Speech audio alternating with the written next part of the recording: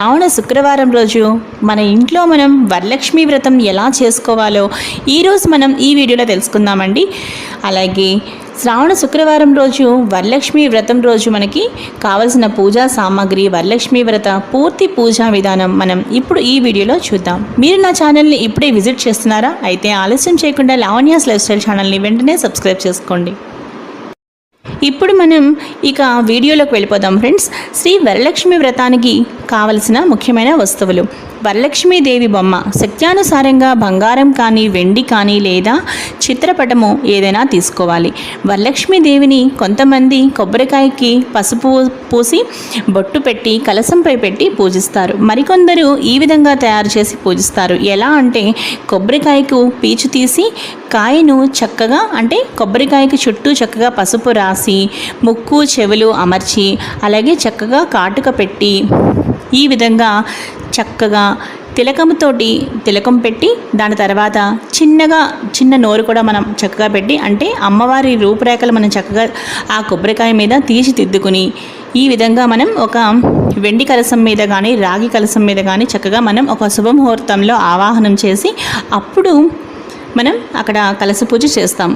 కాబట్టి ఈ విధంగా మనం ఒక కొబ్బరికాయని ఈ విధంగా రెడీ చేసుకుని చక్కగా అలంకరించుకుని పక్కన పెట్టుకోవాలి.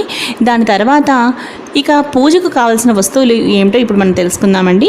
పూజకు బంగారం కానీ వెండితో కానీ చేసిన ఒక కాసు, అంటే మనం అమ్మవారి దగ్గర ప్రతి సంవత్సరం ఏదో ఒక కొత్త ఆభరణం పెట్టుకుంటాం కాబట్టి అలాగే ఏదైనా ఒక మంచి ఆభరణం కానీ మీకు ఏది వీలైతే అది అమ్మవారి దగ్గర పెట్టుకుని పూజించుకోవడానికి ఒకటే అన్నమాట. అలాగే కొందరు ఏం చేస్తూ ఉంటారంటే ఒకసారి తీసుకున్నదే ప్రతి సంవత్సరము అమ్మవారి వద్ద ఉంచి పూజిస్తూ ఉంటారు. అలాగే ధూపమునకు సాంబ్రాణి, అగరవత్తి, నెక్స్ట్ దీపారాధనకు కుందెలు, అగ్గిపెట్టె, ఆవు నెయ్యి, పత్తితో చేసిన ఒత్తులు మరియు అక్షతలు అనగా పసుపుతో కలిపిన బియ్యం కొద్దిగా, పసుపు, కుంకుమ, పువ్వులు, గంధం, హారతి, కర్పూరం, పళ్ళు, కొబ్బరికాయలు, తోరములు, దారమును 9 వరుసలుగా తీసి పసుపు రాసి 9 చోట్ల పువ్వులతో 9 ముడులు వేసి సిద్ధముగా మనం ఉంచుకోవాలి. ఎందుకు అంటే తోర పూజ కోసం అన్నమాట. ఇక నివేదన కోసం ఏంటి అంటే స్త్రీ దేవతారాధనకు ప్రత్యేకంగా చలిమిడి అనగా బియ్యం పిండి బెల్లంతో చేస్తాము.